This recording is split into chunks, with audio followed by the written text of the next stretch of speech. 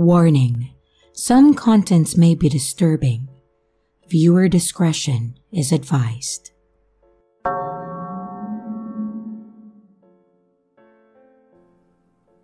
I used to work the overnight shift at a certain 24/7 store that sold a bit of everything.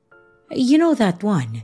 It's big, it's associated with the color blue, and a big asterisk for their logo. You know which store I'm talking about, but if you don't, then you probably shop at the competitor with a big red circle. I think you get the picture that I'm trying to paint here. Anyways, I worked for the store on the overnight shift for a few years, and I generally hated it. The worst part about working overnights in a department store is the customers. You get some real characters coming into the store at 3 in the morning. Well, okay, that's a bit of an exaggeration. Most of the people that came in overnight were decent people, just trying to get something last minute. That said, the people that were the aforementioned characters were weird. We had a lot of people come in that were very clearly on some sort of substance, or just completely trashed out of their minds. So, with this being the norm, you gotta think that if I have a horror story, that it has to be something truly terrifying, right? Well, that thought would be correct. There was one night that definitely stands out. One customer that definitely made an impact on my memory. This actually happened during my first year working there, probably around month 9. One night, me and my new buddy Jack were working. We were stocking the shelves and making our comments about the customers when we knew that they were out of earshot. One of the customers was some guy that was on something again, because it was easy to tell. His eyes were wide, he was twitchy, and he looked paranoid about everything around him. Anyways, we watched this guy walk through the aisles like he was trying to find something. I actually paused and asked if he needed any help with anything, and he told me that he was fine in a tone that was incredibly dismissive. I just shrugged it off, and I went back to shoving items on the shelf. After a few minutes, Jack nudges me and tells me to come with him, so I do.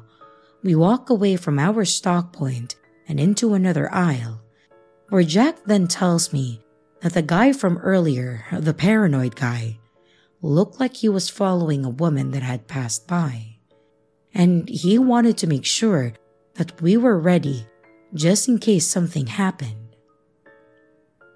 I mentioned that we should get a CSM involved, and he agrees, grabbing his walkie and asking for a CSM to come to the section that we were staying in.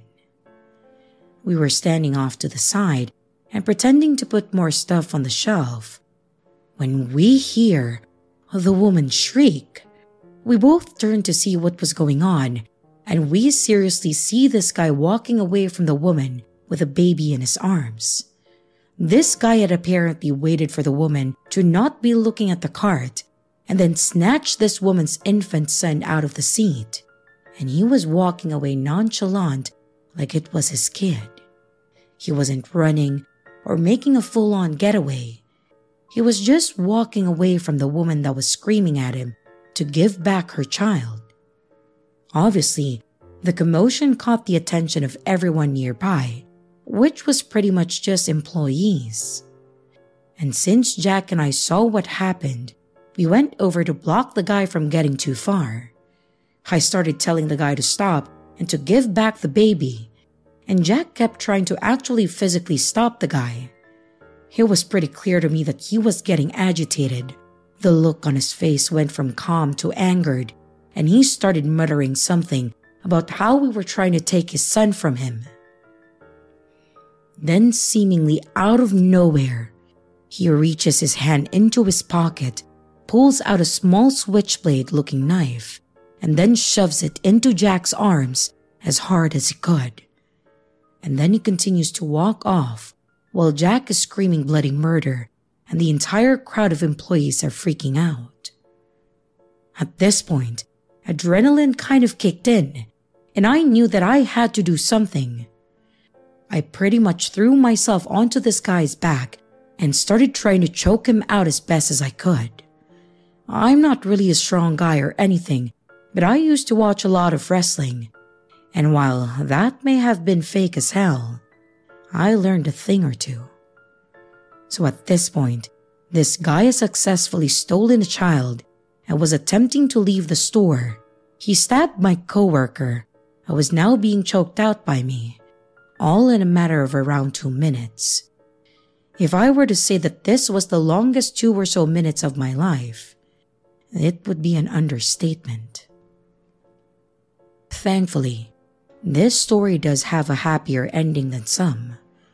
Once my coworkers saw me trying to take the man down, they stepped in and got the child out of his arms. It took a couple of us to actually get the guy to the ground, yet another side effect of being on certain substances. We got the baby back to the lady, but obviously asked her to stick around for the police. The CSM got to the back and tended to Jack, who thankfully was alright, just in immense pain though. And once the cops got there, I had to give a statement on what happened. I explained the whole situation, and what I told them was backed up with the security camera footage. In the end, he was taken by the police, and she got her baby back, and Jack got some time off work. I was also commended for my bravery, which it wasn't really bravery. It was pure adrenaline, and me, honestly, having no idea what to do. Thankfully though, I think I chose the right option.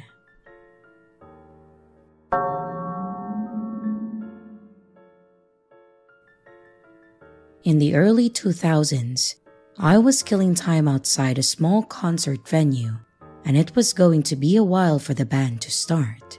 So, I decided to walk around the neighborhood a while and text my friends to see when they were showing up. It wasn't a bad neighborhood, and I didn't feel unsafe walking around. But at night, most things were closed, so there wasn't really anybody else around. As I was walking and looking at my phone, this guy in an SUV, like an Isuzu Rodeo or something, pulled up halfway on the sidewalk right next to me and said something like, "Hey, do you want to ride?" I was slightly startled at first, but I thought that he was harmless. To be fair, I was in my skinny jeans, faux hawk, emo phase, and he might have thought that I looked like a male sex worker. When I looked closer at him, he had his shirt off and he was all sweaty and kind of a bigger, stocky guy. He tried again in a more seductive sounding voice, saying, "Really, I don't mind giving you a ride."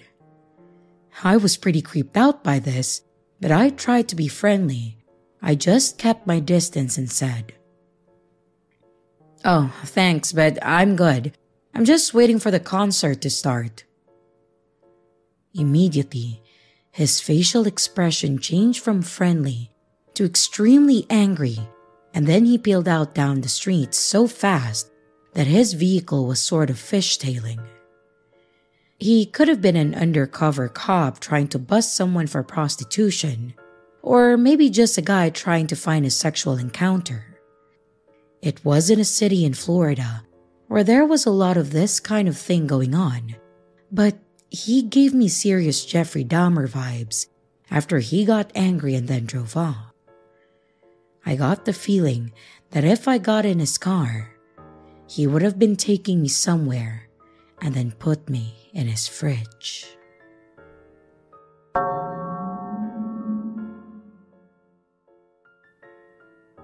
This happened several years ago when a few high school buddies of mine and I decided that we wanted to get together and do our own kind of 10-year reunion celebration. We were never the cool kids, so we kind of just thought that it would be a waste of time to even bother with a real reunion, and decided that a camping trip would be better to fit our interest. We had all kind of dispersed around the Midwest, so it was difficult to get all of the logistics sorted out. But my buddy Ray had a family that lived out west in pretty much the middle of nowhere, but in a really nice nature-laden part of the state. What was even better is that they owned some remote land, and they were okay with us setting up our camp on their property so long as we didn't cause any damage to the natural formations. So it was an absolute win on our part. We set up the dates and times and decided that we would all go out the first weekend in May and then spend most of the week out in a really nice area, just enjoying the weather and the surrounding nature. I was honestly super excited to go on this trip as I hadn't seen a couple of the guys since we graduated, though we'd kept in touch over things like Facebook. The logistics went like this. I was going to head out that way by car with my pal Joe. Ray and Mark were going to drive out together, and Brent was going to drive out with Dave. Basically, it was going to be a road trip with two of us per car, heading from different locations, and we had a hotel that we'd be staying in for the first night. We were all going to meet up there and then head out to the campgrounds, as that would just make it easier for everyone to go at the same time. Like I said, I was pretty psyched, as this was probably the most exciting thing that I had done in a long time, and I love road trips. The drive there goes about as expected, fairly uneventful, with it pretty much just being a drive across parts of the Midwest, though the mountainous region was obviously gorgeous. I was the one driving for the first half, and Joe for the second, and we got there in pretty good time considering how far it was. We were the second group to make it to the hotel, and the other guys, Ray and Mark, pulled in a few hours later. We all spent the night at a local bar catching up. We were playing pool and generally just having a great night. After spending a few hours out and just enjoying ourselves, we opted to go ahead and call it a night and then head back to our hotel rooms. When the morning rolled around, we had our fancy hotel breakfast of just add water, eggs, and microwave bacon, then all headed back onto the road. We followed Ray's car, and after about 45 minutes or so, we ended up in the area that pretty much seemed like the middle of nowhere. He parked and then got out. Joe and I kind of gave him a look like, "Are you sure this is where we're supposed to be?" But he reassured us that he knew the area from when he spent the summer with his aunt as a kid. And in the end, all we could do was trust him. We parked the cars and got all of our camping gear out. We then walked a couple 100 yards away until we had all decided that the spot was perfect, and then we started setting up. After a bit of time, we all got our tents set up, and we decided to set them up with the 6 tents in a semicircle, all facing toward where we had parked the cars. Once night started rolling around, we set up our small pit and then lit a fire. Then we all just sat around it and started reminiscing about our years in high school. It was probably one of the best nights that I'd had in a long time, just sitting there with my old pals from high school, talking about the days when we were young, and then catching up on random things in our lives. What made it all the better was that the property owned by Ray's aunt was legitimately in the middle of nowhere. There were only dirt roads, there were no streetlights, and there was no cell reception. It was probably around 10 or so when Brent pointed out that there was a car driving down one of the dirt roads. We all kind of sat there and watched it pass. It was pretty far away from us, but it was the only car that we'd seen all night.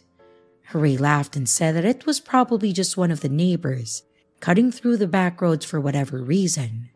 He mentioned that the dirt roads over this way were used pretty much by the people that knew his aunt and people that were running illegal goods, mostly because the cops never came this way. Dave asked about what kind of illegal goods, and as nonchalantly as he could be, Ray just says, "Oh, drugs for the cartel." Obviously, we were all a bit shaken by that. He didn't tell us that we were going to be sleeping on a cartel trail. He tells us that it's fine and that we didn't have to worry. His reasoning was pretty much that if they were running drugs across the area, they weren't going to pay them any mind because it would look more suspicious. They would just pass on by and keep going, and never giving us a second glance. Again, all we could do was trust him. After a couple hours of chatting and drinking, after a couple more hours of chatting and drinking the beer that we had brought, we all decided that it would be a good idea to call it a night. We got into our tents, and I was struggling to fall asleep for some dumb reason. I was lying there for about half an hour, tossing and turning, and just generally feeling uncomfortable, when I noticed that there was a light shining in the direction of our tents. I sat up, and I watched it get brighter and closer for a few moments, and then it stopped moving. Within a few moments, the silence of the small forest was interrupted with the sound of a gunshot and a man yelling for all of us to get out of our tents. Inside, I was freaking out, obviously thinking something about the cartel coming to rob us or murder us for being on their turf. And in my defense, I was tired and a bit buzzed. He started shouting again that if we didn't get out of our tents, he was going to have to get us out, and that he had plenty of zip cuffs to make it happen. Which was more than enough for me to get my ass up and open the door to the tent. I think the other guys were just as freaked out because everyone else exited their tent around the same time. Everyone except Ray. We all got out, and in front of us was an old man holding a handgun in his right hand and a shotgun strapped to his back. It was pretty clear that he was in control of this situation and that he was going to be ready to take on any threats. I remember him saying something along the lines of, "I saw you boys out here a few hours ago. I gave you plenty time to leave. Now we're going to have to do this the hard way," before he unclipped his collection of zip cuffs. All of us were in a mild panic, but apparently I was the only one that thought that we should say something. I said, "Wait, sir, we know who owns this land. We're not here to cause any trouble or anything. If we need to leave, we can find a new place to set up camp or go back to a hotel or something." He paused for a moment and then looked over at me. He then asked me how we knew the owner, and I tried to tell him that she was a family member of one of us, but he was still in his tent. At first, he looked like he didn't believe me, but after I pointed to the only closed tent and said that he was in there, he motioned for me to open the tent and said, "Don't do anything stupid. You move wrong at all, and they'll be burying you out here." This statement made me all but piss my pants, but I moved over to the tent with my hands up, and I then slowly unzipped it. I tried to wake Ray up by saying, "Ray, get up! There's a crazy dude with a gun out here." Of course, he had more to drink than I did, and he was less than responsive. I whisper shouted it again, and after a few seconds, he finally opened his eyes. I told him that we needed him outside immediately because we were all about to die. He slowly and groggily sits up, then stands to get out of the tent. And after a few seconds of taking in the scenes, he half-drunkenly says, "Oh, Mr. Carls, what are you doing out here?" the look on the old man's face changed completely. He went from murderous intent to looking like he just saw his own grandson for the first time. He quickly holstered his gun and then stepped forward to give Ray a hug. After the tensions were a bit more settled and we were done having our panic attacks, we learned who this man was. Ray told us that Mr. Carls was his aunt's next door neighbor and had been for as long as they lived there, and apparently, the last time they'd seen each other, Ray was around 12. When we asked why he was creeping around on Ray's aunt's property, ready to put a new hole in anyone he saw, apparently, his aunt was out of town and asked Mr. Carls to watch the property for trespassers, a job that the old man took very seriously. Also, his aunt had apparently forgotten to mention to the old man that we would be coming up for our camping trip, so when he saw our camp, he thought that we were going to be there for a little bit and leave, which was a common thing for drifters. But when he saw that we were still there, he apparently strapped up and decided that he was going to take us all into the sheriff's department himself, hence the zip cuffs. In the end, we stayed the full week and enjoyed time together. Mr. Carls even came out to have a beer with us a couple times, and he also brought us some food that his wife has made for us. Not exactly the norm for camping cuisine, but it was quite nice.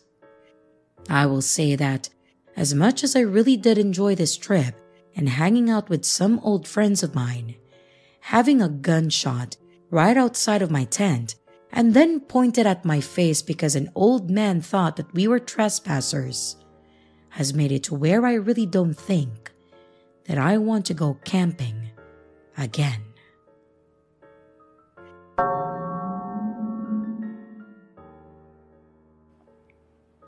This happened to me while I was still in high school. I lived in a fairly nice neighborhood. There were hardly any police around unless Mr. Jefferson on the corner called about a noise disturbance.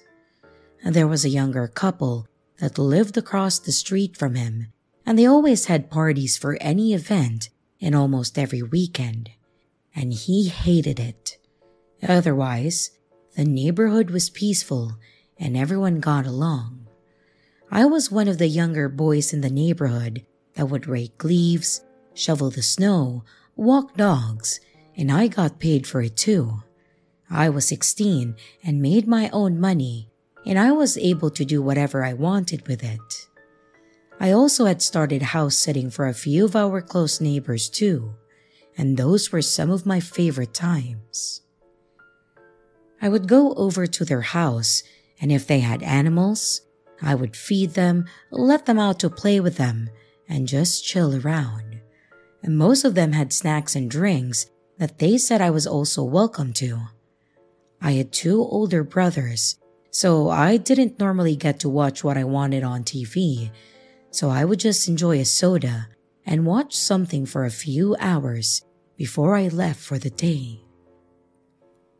One summer, our neighbors 2 houses down were going to be going out of state for 2 weeks to see their daughter in college, and they asked if I could watch their house.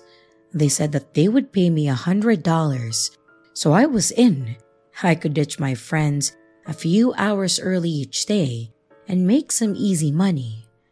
They had some pretty simple requests. They had a dog, so I would feed and give her water, then let her out the back and clean up after her. They also asked me to get their mail and to flush the toilet if I don't use it. Otherwise, it would drain or something, and then it would mess up with the pipes. Then, of course, just clean up after myself if I made any mess. But otherwise, I had free reign of their home. I had walked their dog, Penny, plenty of times in the past, so I knew her well. She was part lab and very kind and playful. She had a dog bed in their back office, so when I would come in, I would just holler for her and she would come running up to me. I would then let her out back and we'd play fetch for a while before going back in. The first few nights went as normal. I remember I had gone back over to the neighbor's place for the second time, around 7 or 8 at night, as it was just starting to get dark. My brothers had a few friends over and they were starting to annoy me, so I used the neighbor's place as an excuse to go over there and just get away for a while. I came in, and Penny was already at the door waiting for me. I thought she probably needed out, so I just went to open the door, but she didn't move. She sat in the kitchen and just stared at me. So I just shut the door. I gave her a treat and I went to the office to play a game on their computer just to kill some time. Usually Penny would come back to the room and sit on her bed, but I noticed that she never followed me. I went to see where she was when I noticed her on her back legs trying to look out the window to the back door. I tried opening the door again to let her out, and she just stood there with her tail down, looking out back and then at me. I was kind of annoyed, most likely due to my brothers, but this added to it, so I just shut the door and I tried to push her away from the door. She again would not move. She just fell over and just laid on the floor in front of the door. As I was becoming more irritated, I just gave up and I decided to take a shower to chill out some. While I was in there, I started hearing their home phone ring. Sometimes they would call if I was there to check in or leave a message on their machine for me in case they forgot to ask me to do something. Not thinking much of it, I just made a mental note to check the messages when I got out.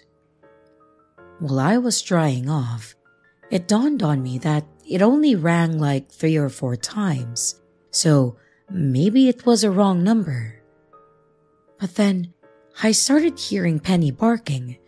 I got dressed and I went out to see what she was barking at, and I noticed that she was again staring out the window. I went to open the door again when the phone started ringing, so I went and picked it up, and it was Mary Ann, the wife that lived there. She started asking me all these questions like if I had a friend over there with me or how long I had been there. I was trying to answer her all the while, trying to get Penny to stop barking, when Mary Ann noticed this as well and asked her what she was barking at. I tried explaining that she had just been staring out and barking at the back window. I then heard her to tell Martin in the background to call 911. That's when she told me that she just called and someone else had answered the phone. She said it sounded like an older guy trying to sound younger like me. She asked who he was and where I was. Thinking that I had brought a friend over when the guy hung up on them. I certainly didn't bring anyone over with me, so she told me to take Penny out the front door and wait out front and stay on the phone with her. At this point, I was freaking out. I was alone, or so I thought. As someone else appeared to have come in while I was in the shower, I grabbed Penny's leash and I finally got her to go out the front door with me while staying on the phone. It felt like I was standing there, looking around to make sure that no one was hiding. My dad and my brothers all ran over thanks to Martin calling them shortly before the cops arrived. I explained what happened the best that I could, and then they walked around the house to see if they could find anyone. They saw footprints along the side of the house that went to the back door. They dusted for prints on the outside knob, but I don't know whatever came of that. They didn't normally lock their back door.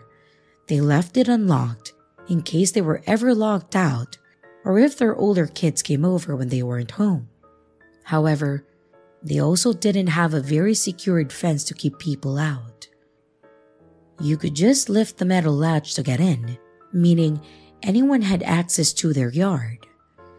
They didn't end up catching anyone that night, and I had to have my mom or dad go with me for the remainder of time that they were away. I think they ended up coming back a few days earlier. They paid me the $100 and also gave me a gift card for something. I don't really remember since I had to go through that. Sometime that same year, there was another break-in, and the people that lived there actually came home while they were going through their stuff. They caught the guy though, and it turned out that it was the same one that tried robbing the house that I sat for. The scary part was that the guy had a knife on him. Who knows if he did when he broke into the house that I was in, but it was pretty terrifying to think about. What could have happened if I was still in the office or if I had walked out of the bathroom to answer the phone? On a better note though, they did put up a privacy fence after that and started locking the doors, so my parents and I were both more comfortable with me going over there for future trips. I also pay more attention to Penny when she's acting differently. I think she was trying to tell me that there was someone out there that shouldn't be. So, always lock your doors and trust the dog's instincts.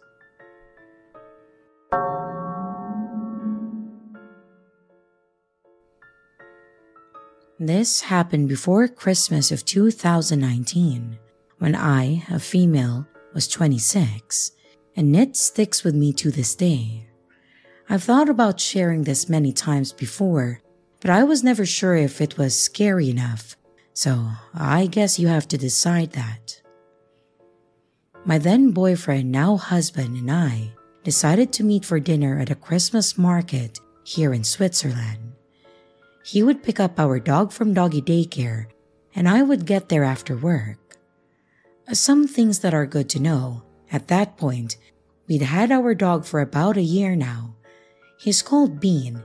He's a medium-sized dog, and before he came to Switzerland, he was a street dog in Italy. He was about 2.5 years old at that time, and he loved and still loves to get all the attention that he can get.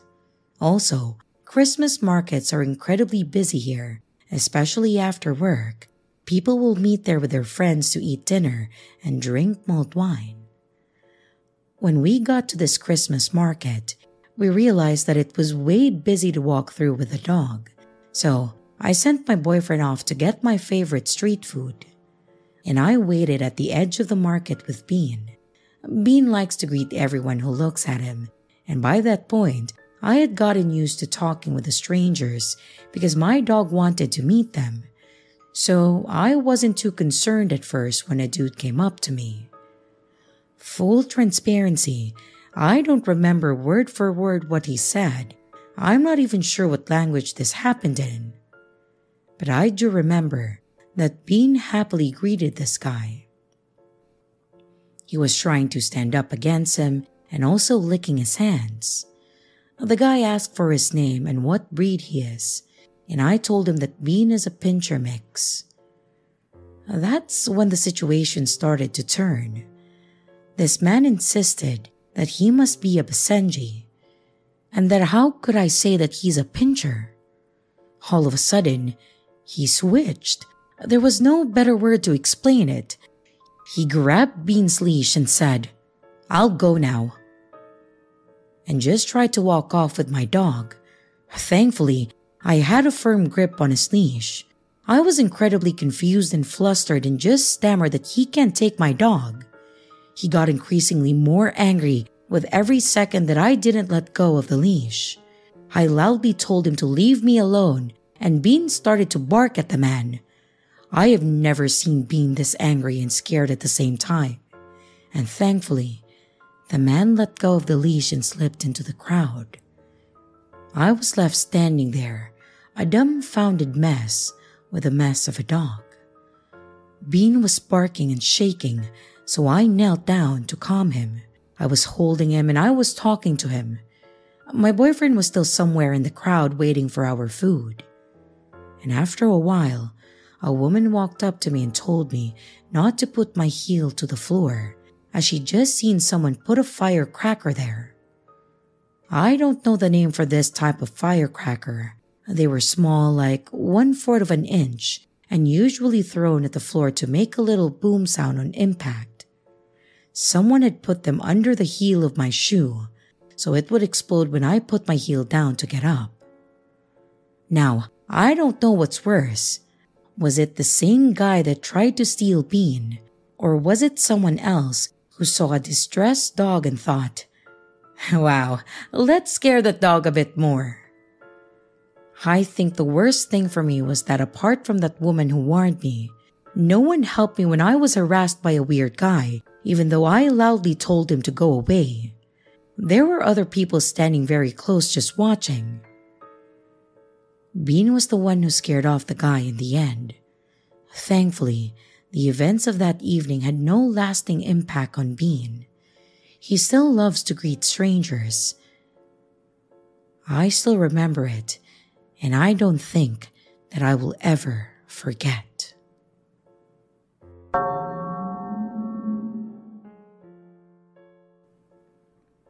When my parents were still together, my younger brother and I went to a public school for elementary and middle school until they split up. My mom got custody of us and remarried. However, because of my stepdad's job, we had to move. My stepdad, Charles, was a bit too uppity in my opinion, which then began to warp my mother into the same type of person. Because of this, they felt our family was too good for public schools, so we had to go to private schools when we moved. Don't get me wrong, I'm sure there were plenty of kids there that enjoyed it. My brother was still in elementary school, and he seemed to like it, but I hated it. Most of the teachers were really strict. If you were late at all, even if it was because you just had locker troubles, you were sent away and your parents knew about it that night. Thankfully, there were some kids that were like me, forced into private schools thinking that it was a better education and that it would save the troubled kids. We would grin and bear it and then have our fun outside of school. Thankfully, most of our parents felt that we had to be good kids too and didn't question us hanging out with each other. That was our chance to ride on our bikes and skateboards around. We would take turns playing on our handhelds as long as we wanted and just explore places that we shouldn't have. Some of my friends were a little more intense than the others, like bringing alcohol to school. I'd be lying if I said that I didn't partake in any. I suppose it was my way of acting out. I only got to see my dad on weekends and some holidays, and I didn't want to move or go to a new school and then meet new friends. I had to leave that all behind, and like it was no big deal for me. I was never happy about that. So, after school games, we would hang out and enjoy some party time, free of adults. Just to explain a little bit as to where we would hang out, our school was pretty secluded. It had a long entrance and a pretty big parking lot in the front that wrapped around the side and into the back, which is where the buses parked to drop us off and then pick us up.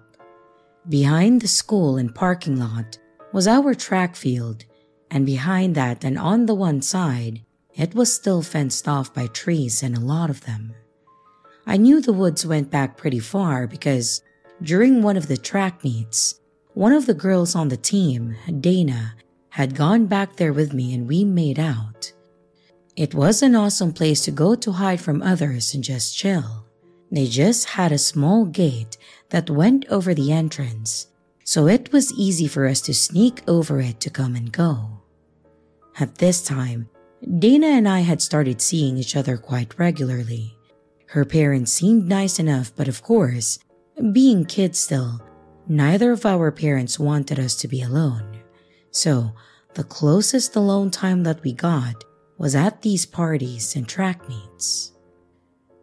It was a Friday night and we were going to meet our friends at the school to just hang out for a while.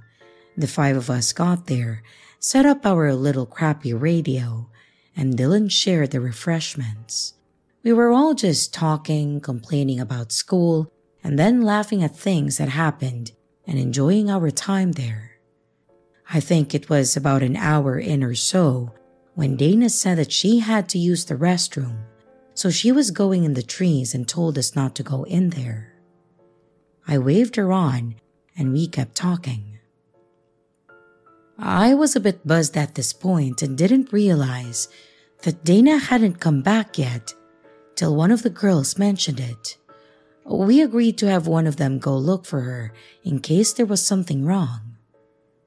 And after a few more minutes, she came back saying that she still couldn't find her. I was just thinking either she didn't look hard enough, or maybe Dana was either hiding or passed out. So I pulled out my little flashlight and I started looking for her. After several minutes and calling out for her to no avail, I went back to see if maybe she had made her way back in. She had not come back. At this point, I was starting to get a bit flustered, first getting mad at them, saying that the prank they were doing wasn't funny. But when their face was just as concerned was when I started to really get scared. We gathered our stuff and started looking around for her. One of the girls, Tammy, tried to call and text her, but Dana just had a little prepaid phone, so we didn't know how much time she had on it. But both went unanswered. We called out for her, paired up, and still nothing. We ended up making our way to the other side of the trees, which seemed to be a gravel road, but there was no trace of her. At this point, with all of us out of ideas and terrified, we had to call an adult.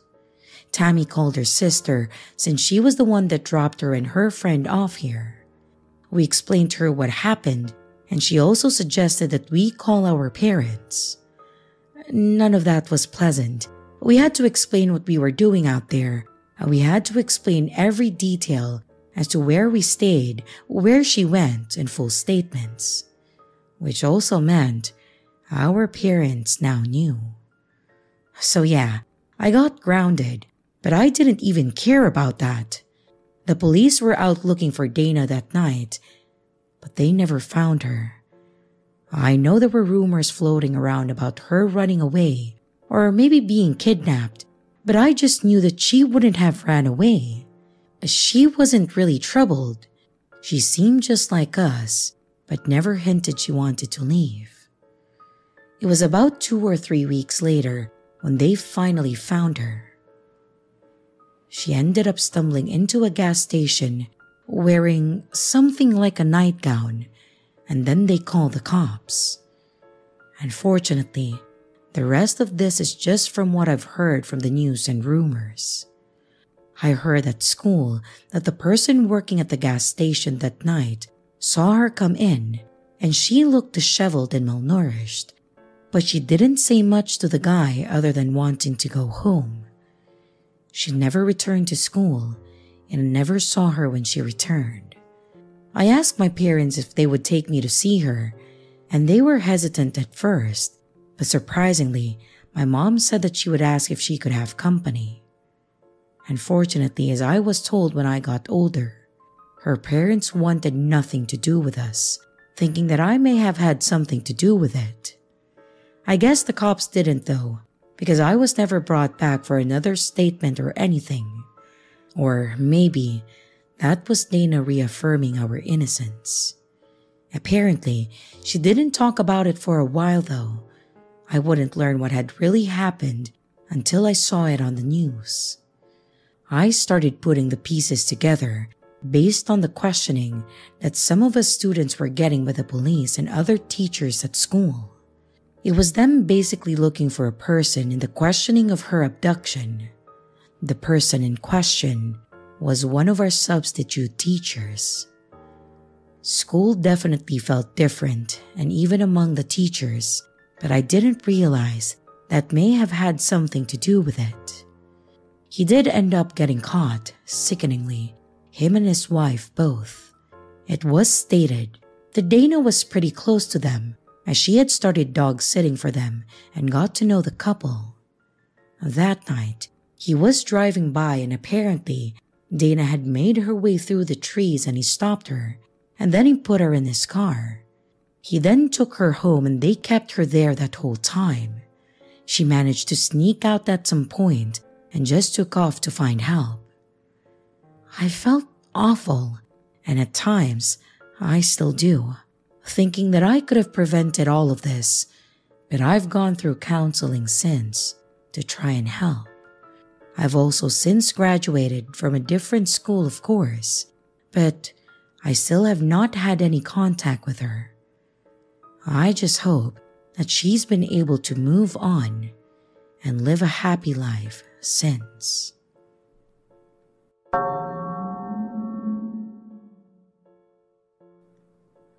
Easter isn't a religious holiday for my family. My family tend to give each other a chocolate egg and just hang around the house doing nothing to celebrate it, especially as the younger kids got older and became teenagers. And I was included in this number. There was one Easter event that we used to do that. We stopped it after this incident occurred though. The adults in the family would wake up really early or stay up really late drinking, depending on the night, to hide Easter eggs around the garden. We'd all get tiny baskets to carry and stash our eggs in. My family would go all out. We would invite cousins or friends over to take part in the event, and I absolutely loved it. There would be tiny eggs, big eggs, and it was the envy of all the local kids. I also need to add that I don't have a small backyard by any means. I live on a quarter of an acre block, and yes, the Easter egg hunt takes place on it, so we are out there for a long time. There are a lot of trees and shrubs to hide in, and this is important for later on. Like the rest of the kids, I grabbed my basket and then sped off in the hunt of sweet, sweet chocolate. I may have pushed past my younger brothers, and I'm not the first to deny that it's survival of the fittest when it comes to getting the chocolate goodness. At the end of the driveway, I saw a boring-looking man holding a bunch of Easter eggs. He was hiding behind one of the trees talking to himself and laughing. I'd love to say there was something really off about him, but he just looked so average, almost non-threatening. He didn't notice me at first. I was going to call out for the adults in the family that someone had stolen our eggs. But then he noticed me. He told me that he had even more chocolate like this in his car. And I know my reaction is weird, but I just laughed at him. This was one of the weird style of pranks members of my family would play on each other. I know, we all have a sick sense of humor. But he looked angry that I laughed at him, and that only made it more funny. Again, we have a strange sense of humor. He told me to hurry up and come with him. I told him no, and to give me back the chocolate that he stole. He argued with me, and he was getting really angry, like he had to be somewhere in a hurry and wanted me to come along with him. Not a chance. Some of the younger kiddos heard what was happening and came to see what the fuss was all about. It was only when he asked them and tried to grab one of their arms that I knew something was up. I screamed and made as much noise as possible. He tried to tell me to shut up. He offered me money, then he threatened me and tried to drag me away by the arm. I struggled to get away. He held me so hard that he left marks on my arm, and the rest of my family managed to chase him off. Fortunately, no one got seriously hurt. Now, the outcome of what happened? Well, the police never found the guy. They took statements and the community was warned about him. No idea who he was and haven't seen him since that day. But the rumor around town is that he tortured small animals as a child and was now moving on to human prey. That was seen stealing random items of clothing and trying to spy on women while they changed. It was typical small town gossip that may or may not be true. But either way, no one saw him again. The unfortunate outcome is that now we don't do the Easter egg hunt and we're just given our chocolate eggs. I miss how it used to be something fun that we all did and how one creep managed to change something special. I hate how it ruined a family tradition for us, but better that than one of the kids being grabbed. I worry about what could have happened if one of the more gullible kids came, and I dread to think what that absolute creep's intentions were. The last thing I remembered from it is seeing some chocolate eggs all stepped on and mashed up on the grass. I don't really eat chocolate anymore.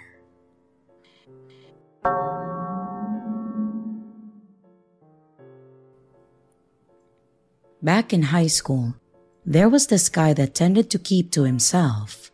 I'll call him Jeff. Jeff was a loner type. He talked to a few of the goths and a few people from the football team, but it was typically in passing or during lunch. I never saw them around each other long term, so I'm not sure how close any of them were.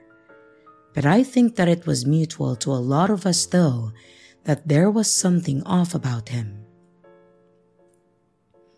I went to elementary school with Jeff. He was alright then. He seemed like a pretty smart kid though. He was also an only child, so I think being around other young children and having to share and play fair wore on him. I remembered him getting upset when he was told that he had to share the swing or slide at recess time, and when he would get in trouble or be asked to do something, he would occasionally throw a tantrum, throw things and even break things, as if I can't play with it, no one else can. I just steered clear from him as much as I could from then on. I didn't see much of him in middle school, but he reappeared in high school. I know his parents had split up and he was staying with his mom. But there were rumors that his dad killed himself when they split up, and that's why he only lives with his mom. High school was weird.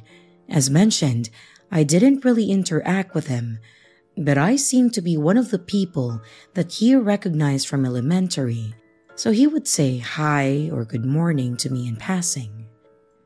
We had biology and art class together, and he still had his moments where he would be cool at first, and then something would set him off and he'd get irrationally angry. I remember in biology class, we had to dissect a frog and we were in groups of 3. Of course, I would get paired with him and another girl too. She was the quiet type, typically kept to herself, and she tended to be very direct to the point when it came to group assignments. We had to do some simple tagging for like the heart, the lungs, and etc. Jeff wrote out the tags, and then we all took turns placing them. However, Jeff seemed to really enjoy piercing the organs. He would make sound effects as he pushed them in, or make gross jokes about it. Angel, our partner, obviously was uncomfortable with it. But since I knew him some, I would always tell him things like, knock it off, and come on man, grow up. And towards the end of the class, when we had turned around to listen to the teacher about cleaning up, we were facing away from Jeff. But when we turned back around, we were disgusted to find out that Jeff had cut off the frog's legs and he was playing with them. Who the hell in their right mind would do that? Angel had had enough, I could tell by the way that she screamed at Jeff and then walked out of the room. This got the whole class's attention, and the teacher came over to see. Everyone had to clean up, and I was told to go check on Angel while Jeff had to clean his crime scene. She was okay, but the bell was just about to ring when we walked back in. Jeff was still sitting at the tall table where we were at and was told to stay behind afterwards. And by the look of Jeff's face and the teacher's face, they were both annoyed. Another occurrence was around April 1st. It was a standard day with normal pranks from students and teachers alike. All very light-hearted things and not damaging. But during that week, there was this bad smell growing. At first, we thought it was possibly the sewage. We saw some maintenance people in their restrooms, so we thought something broke. But when they left and the smell didn't go away for another day or so, we had a feeling that it wasn't that. The stench grew worse, and people started making rumors about it smelling like something died. They had to check all of the biology and anatomy classes to make sure that there wasn't something that wasn't stored properly. Class was actually called off one Friday so they could investigate it further. We found out about it when we came back because we were told about it in each class, so I heard the story for 8 times. Somehow, there were several dead rabbits found in the intake vents throughout the school, so they had to remove them. They used cameras to make sure that they got everything. They cleaned and aired it out to finally get the smell out. So in each class, we were asked if we knew anything about it and to tell any of the staff if we did. At first, we were all confused and disgusted, but of course, I had biology for my second hour, and Jeff thought that it was hilarious. He made little smirks and comments about it, and my guess is that he had to have done it or had a part in it. Not to mention, the vents they were put in were in the boys' restrooms, not even the girls. So I'm pretty sure that he ended up being punished for it. I don't know if he admitted it or if they had proof somehow, but he was out of school for a bit shortly after that. One of the last horrifying memories that I have with him was in art class. One thing he had going for him was that he was a fantastic artist. With just about every medium, he nailed it.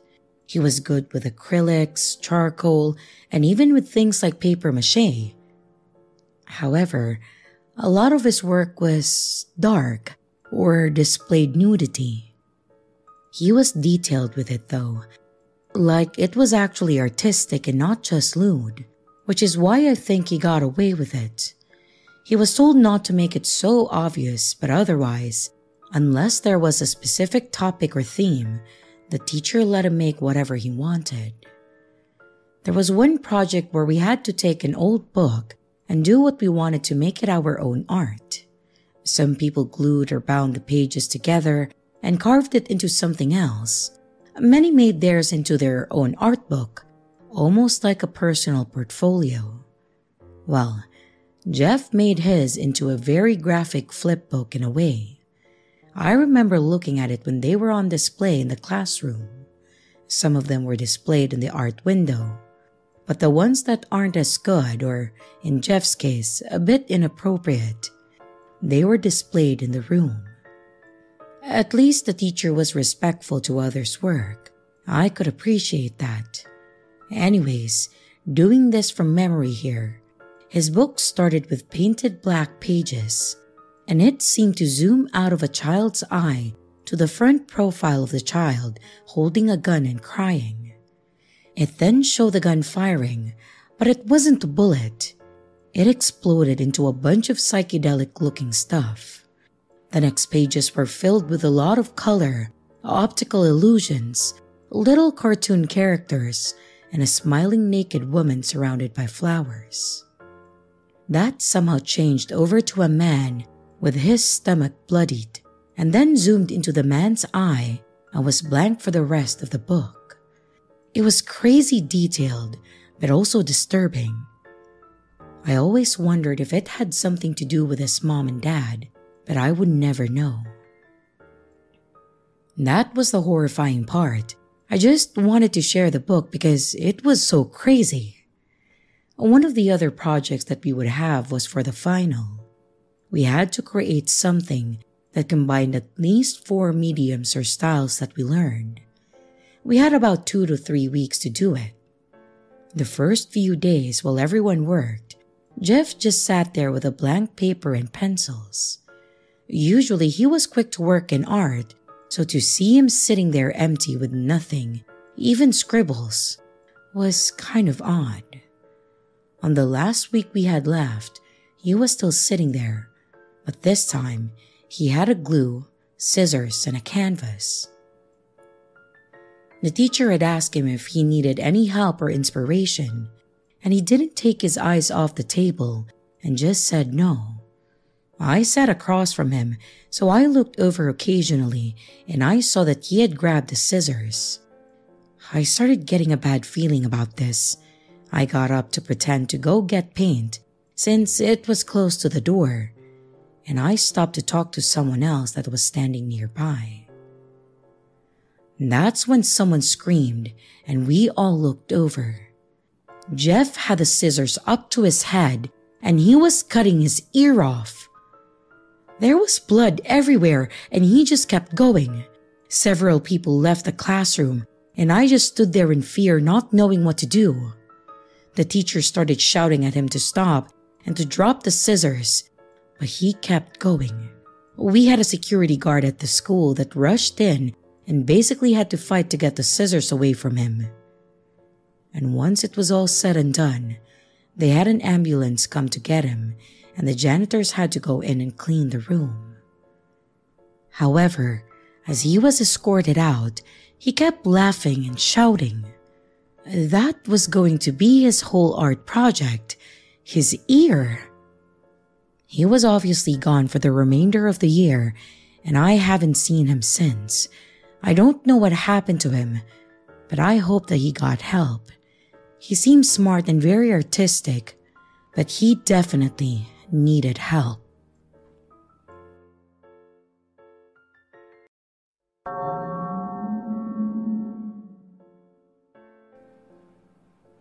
My wife and I have been married since the middle of 2005. I know this because this story took place during our honeymoon, which was in July of that same year. Unlike most couples that want to go to Hawaii or some other fancy place for their honeymoon, we decided that we would do a road trip to Yellowstone and wanted to see some of the vast empty parts of Wyoming. There may not be much there, but it's still a gorgeous area to visit. Plus, since we live in the panhandle of Oklahoma, it was a pretty good drive up through Colorado and to the northwestern corner of the state. The highway that we took had us driving straight through Denver and then to the border and then into the Rawlins area of Wyoming. Now, if any of you had driven through Colorado and into Wyoming, you know that Colorado has the most beautiful of scenery. And while Wyoming is also absolutely gorgeous, there is damn near nothing anywhere. You end up on the highway, and you drive and drive and drive, and you just keep going until you hit the next established area. There is the occasional rest stop, the gas station, and then a few areas where you'll see houses. But for the most part, there's just nothing there, making it the epitome of middle of nowhere. A lot of the trip from Rawlins and northwest of there's practically nothing to see until you start hitting the open areas of the forest. The situation that I'm wanting to tell about actually happened outside of the National Forest area, in a part of Wyoming where there was nothing but a highway. Highway 287 to be exact. We were driving, making good time on our way out to Yellowstone as mentioned, when something caught my wife's eye. I was paying attention to the road, and she nudged me and asked if I saw something burning up ahead. I did, but I assumed that it was just a controlled brush fire and that they were burning off dead grass by the side of the highway. My wife then basically told me that that wasn't likely the case, as there were no firefighters stationed nearby, and they typically don't do controlled burns on small sections like that. She then mentioned that I should stop and we should put it out. Her thought was that someone may have thrown a cigarette out the window and the brush had slowly caught fire. It made sense to me, honestly, and I have a small fire extinguisher in my car at all times, so I agreed with her. I slowed the car down and I pulled over to the side of the road and a little bit behind the fire. I then unloaded the fire extinguisher from its holster in the back. She then gets out and asks me if she should call the fire department to at least let them know it happened and that we put it out. I told her that that was a good idea. That way, they didn't drive by and think that we were the ones burning stuff. But as we approached, things got a little weird and pretty fast. The closer I got, the more I noticed about this seemingly innocuous fire. First thing I noticed about it was that it wasn't burning in a random spot. The fire was built. I could see the area where it was lit and had been cut out, and that there was no grass around the ring of rocks that the person had put together. Whoever put this small pit together knew what they were doing. And the second thing I noticed was that the fire wasn't just burning sticks. It looked like there was something else in the little fire pit. I pulled the ring and all that, and I swept the fire out. And once I was sure that things were no longer burning, I walked up to the pile of debris, and I was 100% right. Whoever started this little fire, they weren't just burning sticks, but what they were burning makes this a million times more confusing, and honestly, just as creepy. As I was sifting through the burned items, I noticed that a lot of what was in the fire was soft and fluffy, and I figured out that there were several stuffed animals that were in the burn pile. I remember there being a teddy bear, a small horse, and just several stuffed animals that would have made any child's collection. Under all the stuffed animals, there was a small pile of what appeared to be a little girl's clothing, and I mean all kinds of clothing. This fire was built by someone out there to burn a small collection of children's items, and honestly, that was probably the freakiest thing that I have ever encountered out on the road. We obviously called 911 and we let them know about what we found.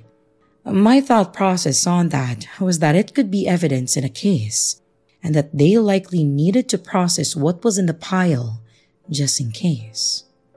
On top of that, I didn't want them coming to find us if they found it later and investigated it. The highway patrol showed up and they took our statements and pictures and did all the basic runs of our information and then let us leave after when he was satisfied that we had nothing to do with it. Obviously, I had no idea what all of that was, and I don't want to know, like at all. I can say that I have never seen anything like that again in any fires along the road or anything. But yeah, so that happened, and it's something that kind of haunts my nightmares at this point.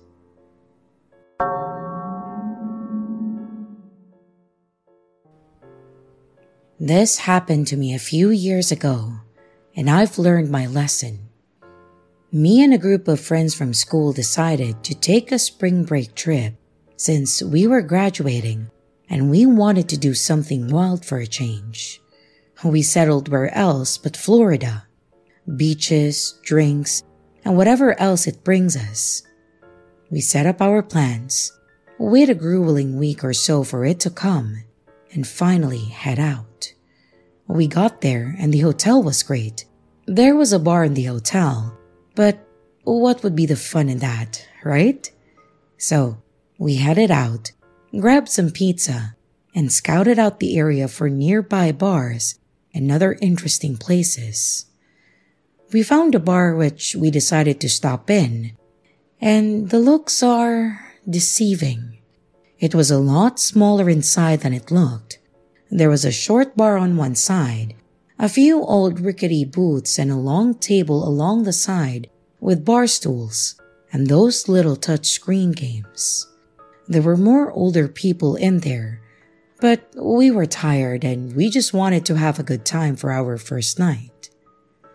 There were a few women who looked about our age playing pool, so we thought that we would give it a shot. Me and two of my friends grabbed drinks and we headed over to the girls. They allowed us to stay and we played a few rounds with them.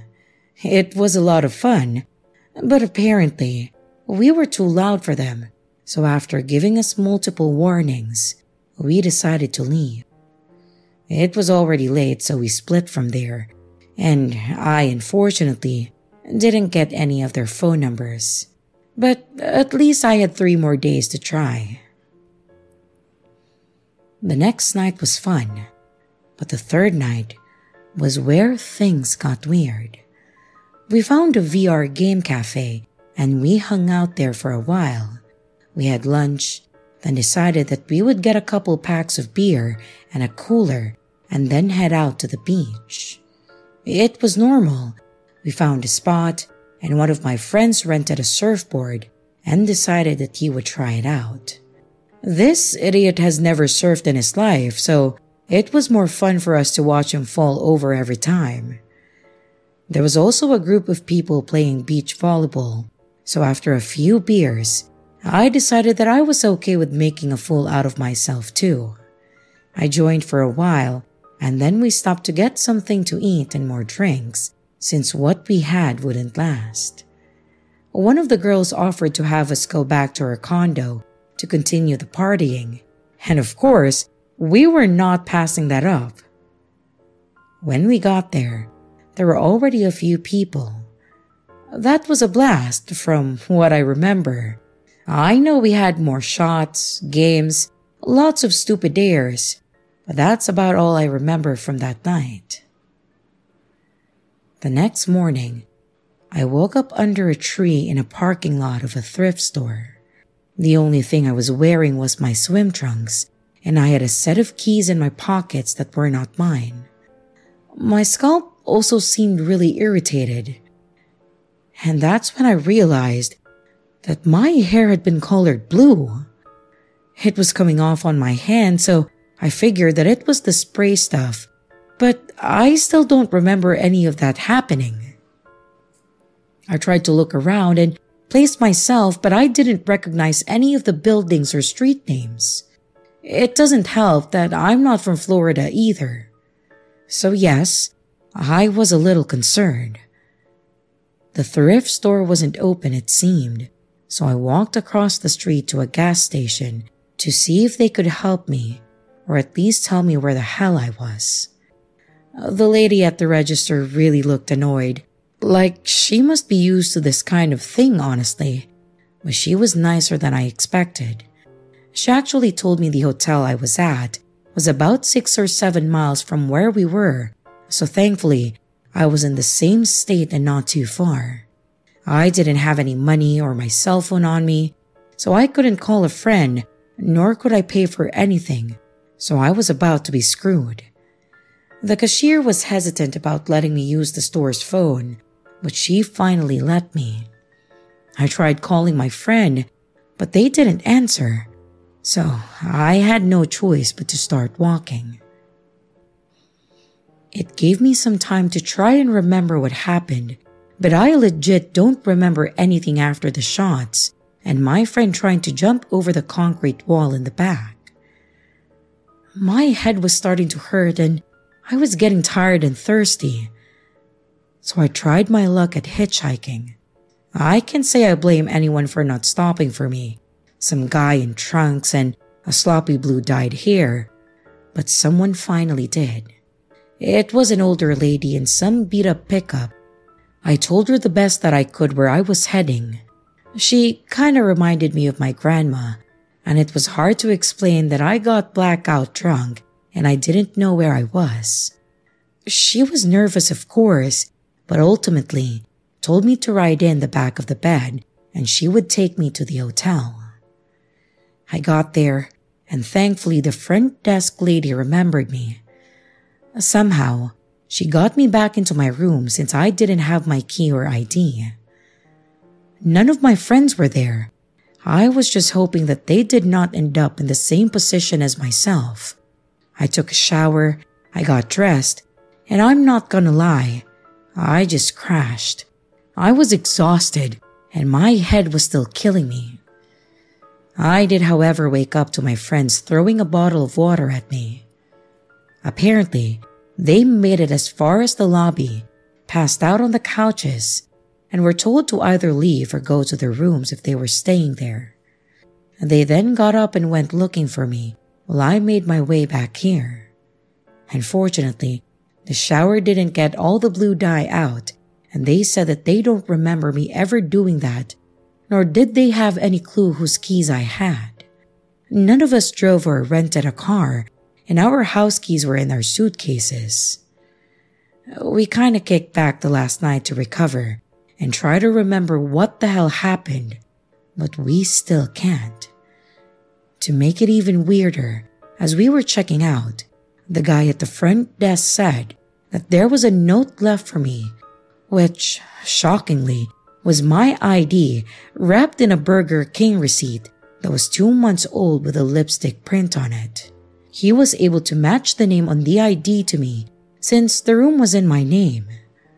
So, overall, I lost a night that I can't remember, lost my wallet, and gained a set of keys that I still have because it's now a reminder that I will never do something so dumb again.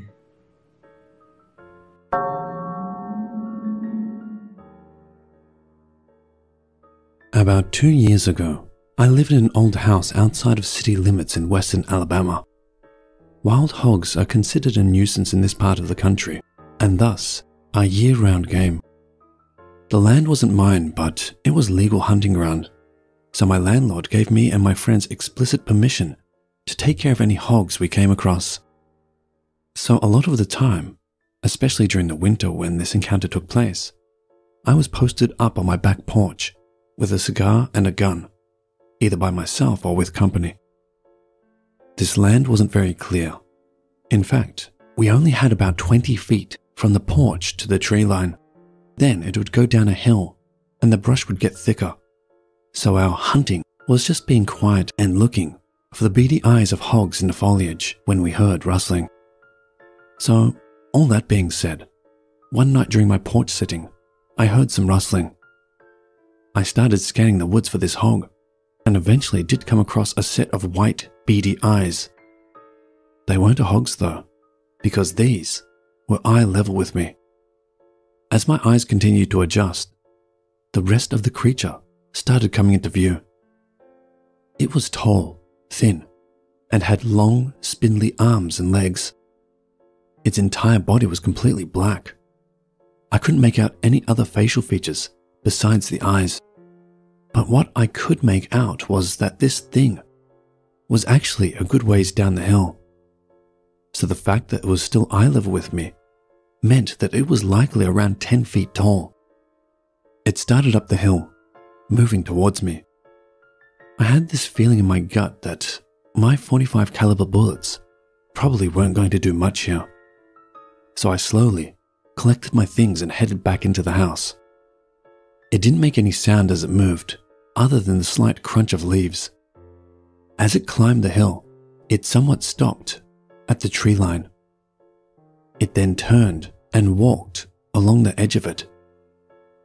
It bobbed and lurched a bit as it walked, kind of how some large birds bob their heads as they move. That was the most terrified I had been in a long while. But this wasn't the only encounter. My hunting buddies and I all saw it several times, walking through the trees a good bit away from the house, sometimes turning to look at us. My roommate, that moved in later that same year, once walked outside and saw it right up against the porch, looking right down at her. It never tried to attack anyone, or even acted aggressively, so we eventually stopped being as scared, though still very cautious, and started calling him Big Boy. I've told a couple other friends about this. One of them said the description and behavior matched something called a California Dark Watcher. I did my research, and as much as this creature matches up, this was on the opposite end of the continent. I'm still not 100% sure what it was that I saw, but I'm 100% sure I saw it. Multiple people did.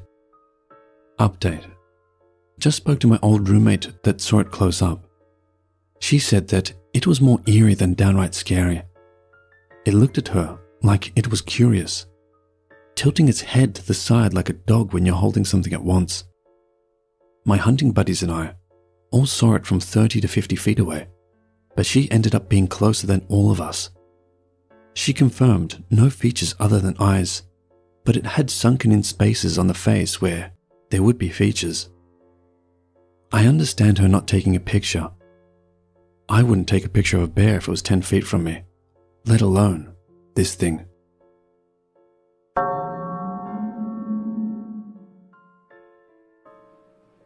I grew up in a very busy family. Both of my parents worked a lot and were hardly home, meaning time together was few and far in between. We spent a lot of time with babysitters and relatives, and when we did on the rare occasion have a family vacation, it wasn't all that special. It was typically a hotel with a pool that me and my siblings would play in, and maybe one of my parents while the other one was working in the room. I bring this up because my now wife, girlfriend at that time, had a completely different family. They always had time together, including weekly dinners, get-togethers, and also vacations. They started inviting me on vacation with them, and it was always a blast. Resorts, staying at their condo in South Carolina, all kinds of memories. One thing that my wife loved to do was go camping with her father. She said they usually went to the same campground, but always went as far back as they could, and then deeper into the woods, so that way there were less people around to bother them. They also liked doing this so they could go fishing without anyone else disturbing the waters. I had never camped in my life, and the closest thing to fishing that I had done was those little toy fishing games you see at the state fair. So when they asked me to join them, I didn't hesitate. My wife and I went and got supplies for myself, some new stuff for her, and a fancy blue tent for ourselves. We made our way to the campground right outside a little city in Wisconsin, and then we met her dad in the parking lot. We then followed him towards the back of the grounds, parked, and then started grabbing our gear to walk through the trees and bushes. When we got through it though, I knew it had to be the perfect spot to camp. I could just barely make out our vehicles, but you could hardly even hear the other cars driving by. Because of the walk to get there, you also had plenty of time to hear someone approaching. So, we set up our tents, got our fire pit ready, and then started getting our fishing gear in order. I embarrassingly needed help with mine, but thankfully my wife, Jen, helped me. Well, Mike teased me, but all in all, it was fun though. Once we finished, we walked a little further down by the water and started fishing. It went pretty well. I had some troubles, but nothing that stopped me or held me back from doing it more. We started our fire, made a small dinner, and then just relaxed. It was a great first night camping in my opinion. It wasn't until we went to bed that the problems started occurring. I had a lot of trouble falling asleep. I couldn't get comfortable. I got too hot, and every little sound I heard made me sit up and look around. I know it made no sense and I was being unreasonable, but I suppose, with it being my first time, I wasn't used to not sleeping on a mattress behind a locked door. All the while, I was impressed as to how deep in sleep Jen and my snoring father-in-law was. Thankfully, I finally fell asleep, but I was awoken by another sound sometime later. I rolled over to hold my wife when I noticed that she wasn't in the tent. Thinking maybe she was going to relieve herself, I just waited for her to return. I remember checking my watch, and the time was around 2 in the morning. I lay there, and I managed to fall asleep and again woke up to noises. However, my wife still hadn't returned. I looked at my watch, and it was now a little past 4. As I started to put my watch back down and unzip my sleeping bag, the tent started to be opened, and in came my wife. She was tired and not all coherent. I asked her if she was okay, and her only response was, tired. And she slipped back into her sleeping bag and was right back out.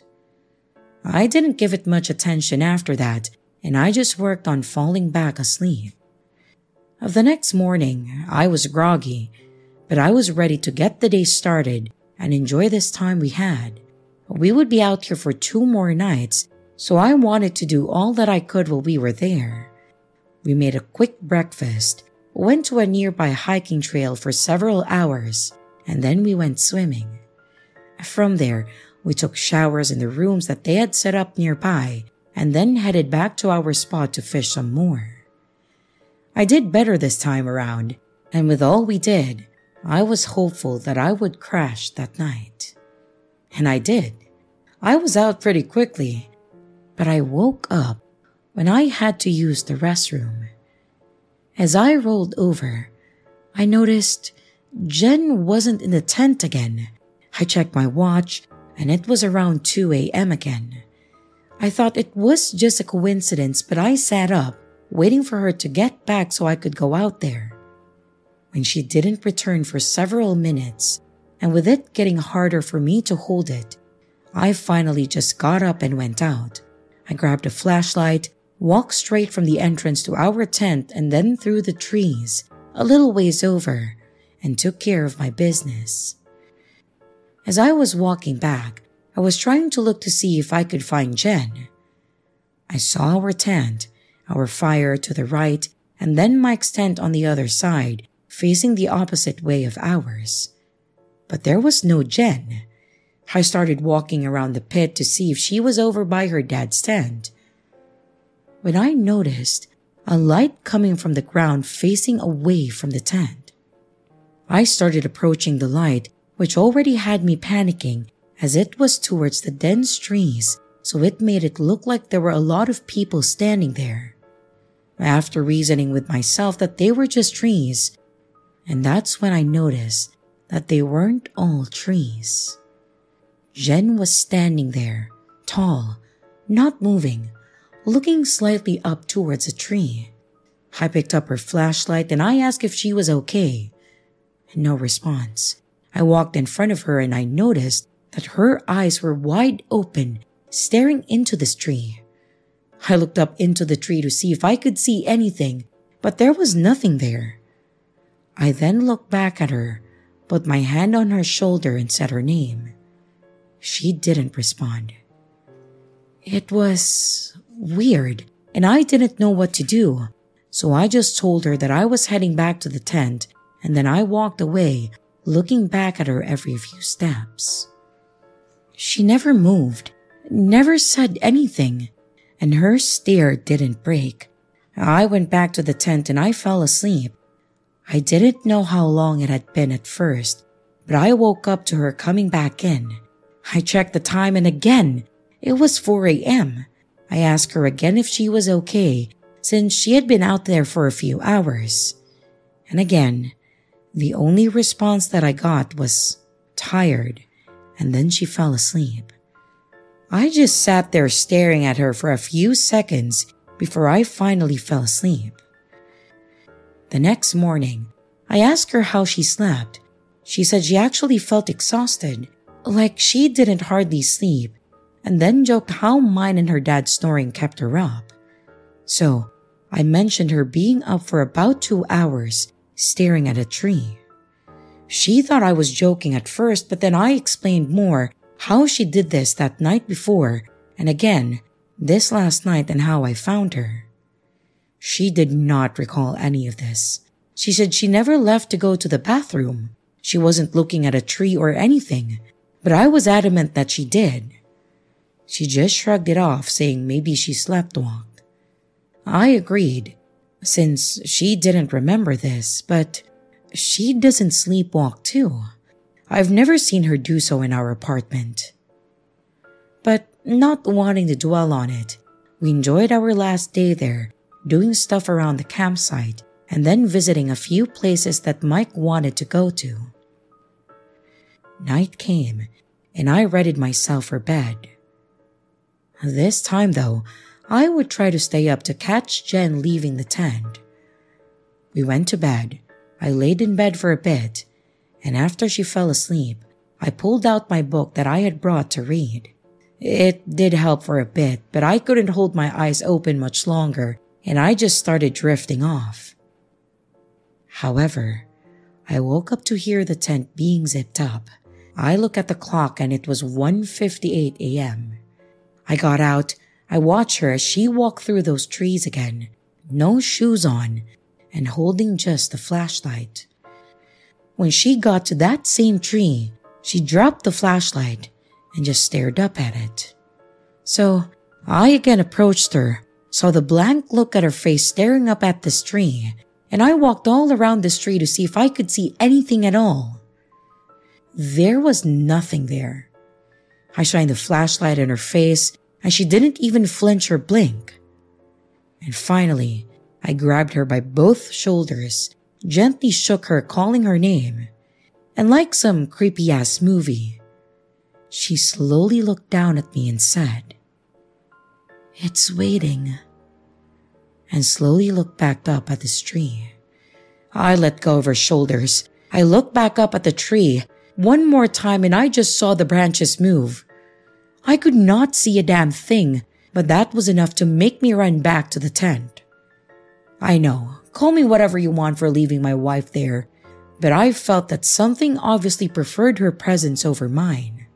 I definitely couldn't sleep after that, so I just stayed awake. I was waiting to see her return, and like clockwork, she came back at 4:17 a.m. and went right to sleep.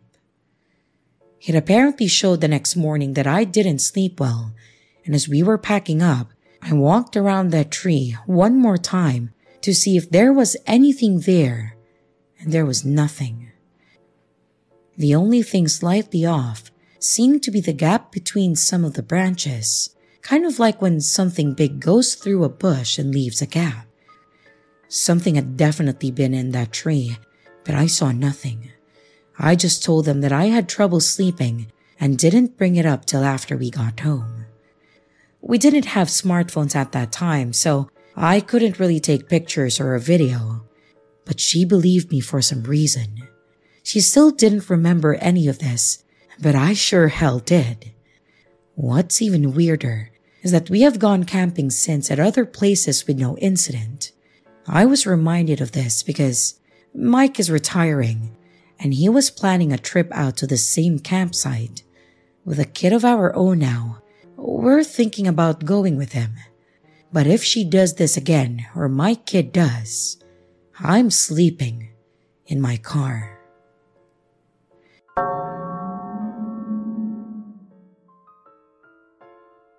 "5 years ago, I was transferred from Saitama to Atami due to a change in the company that I worked at. Well, due to the change in management, the workload was massive and we were severely understaffed. So, after the first week of work in my new city, one of my coworkers decided that we should all go out and get drinks to celebrate surviving our first week. We had a good time drinking and complaining about the new changes to the company. and at around 1 a.m., we had all decided to go our separate ways. Most ended up going to the train station, but the pub we were at was near to my apartment complex, so I decided to walk home on my own instead. I bid everyone farewell before walking in the opposite direction towards my home.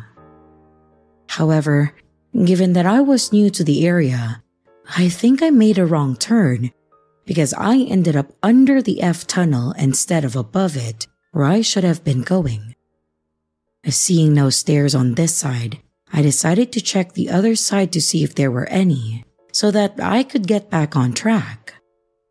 But as I walked through the tunnel, I noticed one of the lights flickering.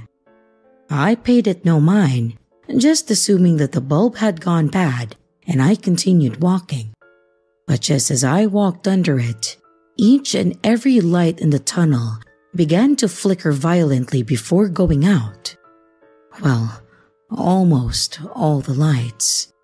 I did have a faint light coming from behind me. Turning around, I saw that only a single light was on, illuminating the tunnel. And what was underneath it was some clothing in a pile. After a second, my eyes began to adjust to the darkness, seeing that it wasn't just clothing, but it was a woman, or at least half of her. The bottom half of this woman was completely missing, and only a pool of blood where her bottom half should be. I screamed, and as I did, it seemed as though I alerted the corpse to my presence. The woman, she looked up at me, eyes hollow. "Help me," she cried, but I was in shock. Fearing for my life, I began to back away. Seeing this, the woman began clawing forward. Her fingertips were unnaturally long, and she dragged her torso towards me while yelling angrily, "Help me! Help me!" I turned around and I ran, hearing her fingernails clamoring against the pavement as the corpse gave chase. I could hear the tapping of her nails growing closer and closer, but I could see the end of the tunnel in sight, and just as I was about to reach it, something grabbed my foot. Looking back, the woman had grabbed my foot and was trying to drag me back into the darkness of the tunnel while continuing to sob, "Help me." Without a second thought, I kicked off my shoe, freeing me from her grasp, and scrambled into the light before getting up and running. As I finally looked back, I saw the F tunnel fully lit and my shoe just at the end of the tunnel. I did not try to get my shoe back. I backed away from the tunnel, keeping my eye on it, taking a very long way back home, as I didn't have the courage to walk over top it as I originally intended. And once I got home, I didn't sleep until late the next day. I never tried to get my shoe back, mainly because I never went that way ever again. I don't know what would have happened to me if I stayed there, and I don't intend to tempt fate and find out.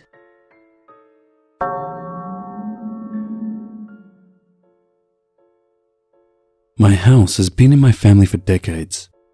A side house from the main farm home that's on the main part of the popcorn farm I live on in southern Michigan. I've always felt watched in my house, even when no one else is at home. And I guess, with this experience, I got a first-hand look at why I felt that way. Back in the winter of my sophomore year of high school in 2018, I had just gotten home from a basketball practice that ran late. I did my normal routine of jumping in the shower and going straight to bed, just because I had school in the morning, even though I was as wide awake as could be. My older brother was at work, and my parents were shopping for Christmas shopping, about 15 to 20 minutes away. I got an overwhelming feeling of dread after I got out of the shower, like something was on the other side of the bathroom door, waiting for me. And when I slung the door open with all my courage, nothing was there. But I only got more anxious, so I ran to my bedroom, just an immediate turn left. I jumped in bed and chalked it up to being my normal anxiety of being home alone, even though I know it felt like more than just that. I got into some boxes and laid back in bed and watched some YouTube on my phone. Something from my favorite storytime animator to lighten my mood and relax me until my parents or brother got home, whichever came first. Relieved, I heard someone walking into the bathroom quickly, like my dad seems to always do when they're gone for a minute. Just happy someone was home, I leaned back in relief. Just to my right was a small bedside table, about a third of the height of my laying down flat on my bed to the top of my door, so I could still see anything above it easily, and about 3 feet wide, so that's about all that was between me and the door. As soon as a knock came, I felt the feeling of dread, stronger than I've ever felt before, immediately knowing something bad was going to happen. The door creaked open, enough for what I thought was my mum to fit half of her small 5'5" figure through. I asked, "Mum?" in a confident tone. This figure just stared down at me, laying in my bed. Realizing this just wasn't a silhouette of my mum, it was dark, like I could visibly see it with only the moonlight illuminating my room. I proceeded to ask, "Lane?" My older brother, who by no means has a figure of a small woman, he's 6'2". It's just what came out of my mouth, hoping it was him, because who else could it be? The figure, being as dark as it was, shook its head no, slowly, and slowly slipped out of the door and shut the door behind it. After maybe 10 seconds of silence, I sat up, confused and scared. I opened my door, thinking it was my parents messing with me, but their bedroom is straight across from mine, and their room light was off, as was the hallway and the rest of the house, like no one was ever there. I walked out into the kitchen, and there they were, walking in, with arms full of grocery bags, and I asked them if they had come into my room. They said they had just walked in from shopping, and to help them with all they had left. I don't talk about this experience much, only with one other friend about 3 years after this experience. I felt as if my regular anxiety somehow willed this thing to me, like it wanted to mess with me.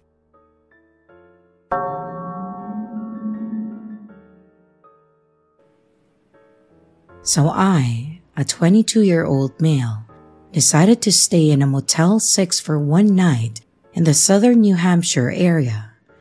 I had back-to-back hospital shifts, so it wasn't worth it to drive 45 minutes back home just to do it again 6 hours later. I checked in around 11:15 p.m. and I went to my room. Of course, the door refused to open and the key ended up snapping in half, probably because it was 10 degrees outside. So I had to go back to the office to change rooms and get a new card. My new room actually did open. It was pretty clean overall, and I didn't see any major issues with it. I try to get some sleep, but I wake up at about 4 a.m. to people arguing somewhere in the hotel. I genuinely didn't think that it was possible to be so unbelievably loud between two people. And this argument went on for what seemed like forever until they finally shut the fuck up. However, about 15 minutes later, I hear someone trying to force their way into my room. I had both locked and latched the door. Yet, the door somehow was cracked open and the latch was definitely about to give out. It would have opened fully if I didn't say, "Get the fuck out!" And between the cracks, I just saw a dark figure in maybe a hoodie or jacket. Now, the instant that I said that, the door closed and the person seemingly left. Now, I would have opened the door and confronted them, but I did not have my gun on with me at that time. I genuinely have no idea what could have happened if I was fully asleep and I didn't hear them open the door. It was my first and last time ever staying at a Motel 6. And for the love of God, no matter how much money you're saving by staying at a Motel 6, please, please, please, just stay at a regular hotel. I promise you, it's worth it.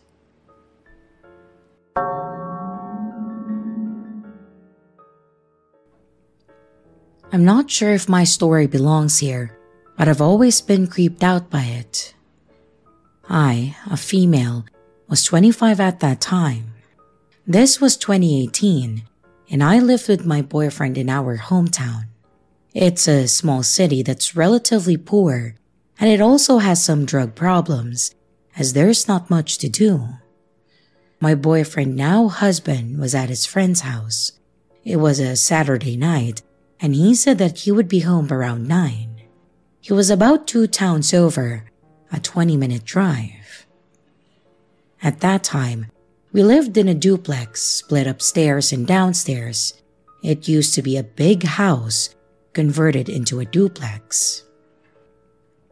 My cousin actually rented the downstairs apartment, and she was kind of loud, so I knew when she was and wasn't home.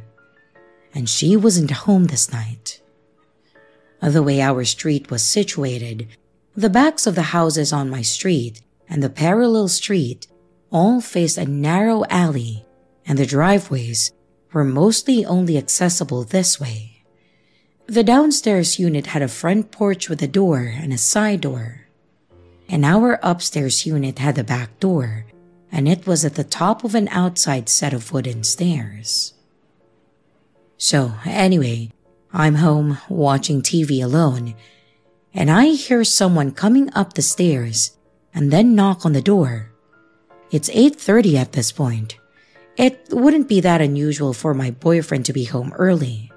Maybe they got bored playing video games, or maybe he just felt like leaving.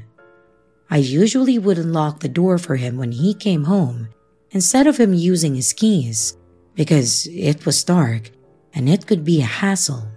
So I got up and I opened the door to someone who was not my boyfriend. It was a pretty thin man wearing 2 big jeans and a hoodie. He had about 4 teeth, and he was teetering back and forth. I was so shocked considering that I was positive that it was my boyfriend coming home. The guy at the door then asked me, "Can I use your phone?" Behind him, down the stairs and in the alley, I see a big SUV, Ford Explorer type of vehicle, just idling there, with someone in the driver's seat. I panic, and I just say, hold on. And I then shut and lock the door. I think I was more shocked that it was a stranger at my door and not my boyfriend than anything else. I hide, so he can't see me through the front doors and windows, and I'm just frozen. Something was telling me that this was not okay. And after a few minutes, I hear him start walking down the stairs. I go over to the door and see the car drive away down the alley. I call my boyfriend and I tell him, and he says that he'll leave. But like I said, it was a 20-minute drive and he was about to leave anyway. After he got home, I calmed down and honestly felt silly. Why not just lend him my phone, right? Was it really that weird? But then, I thought about it more over the next few days. It was 2018.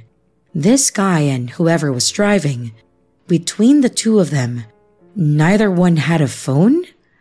And it wasn't like they were having car trouble. What would they want a stranger's phone for? They also went down an alley and to the back side of a house, up some stairs, to ask for a phone.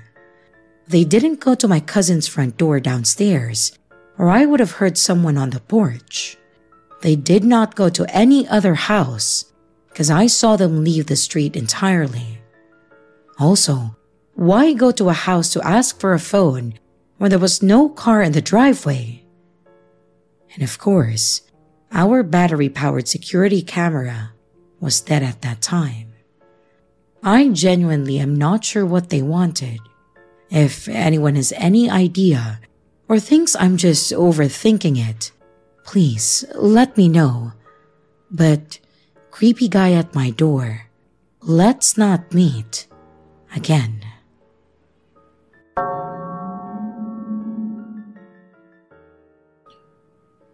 Hello everyone. I need some advice on what to do in this rather strange situation. Last night, after a party, a guy who is a friend of a friend offered to drop me home. I was hesitant and I wanted to book an Uber, but he insisted on driving me. The problem was, I was feeling quite drunk and out of sorts. When we got to the parking lot, he sat in the car with me, turned off the lights, and he said that he would wait for a few minutes since he was feeling a little high too. I got scared and I said that I would go out and wait, but he convinced me not to and even discouraged me from booking an Uber. Things took a weird turn when he started driving in the wrong direction, assuming that I was too intoxicated to notice. But I wasn't, and I asked him to take the correct turns. He kept taking detours and turning off the GPS, but I managed to use my phone to navigate and then get us back on track. During the ride, he started praising me excessively, talking about how other girls in his life weren't good, but that I was different. He seemed to be pushing me into something more, even though I have a long-distance boyfriend. It really made me feel uncomfortable, and I insisted that he take me straight home. After reaching home, I realized that he left his ID card in my bag. Now, I want to return it to him, but given the weird behavior during the ride, I'm not sure how to do it safely. I don't want to meet him alone again, and the common friend has moved to another state. Has anyone been in a similar situation, or has any advice on how I can safely return his ID card without putting myself in an uncomfortable or risky position? Update. About the ID, I did drop it off at a friend's place and asked him to take it from there. He seemed to have realized, but he wants not to talk about it. He asked me to hang out again, and I mentioned that he got a little too drunk that night. I told him the location of his ID, and I then blocked his number. However, I don't want to be a part of any drama,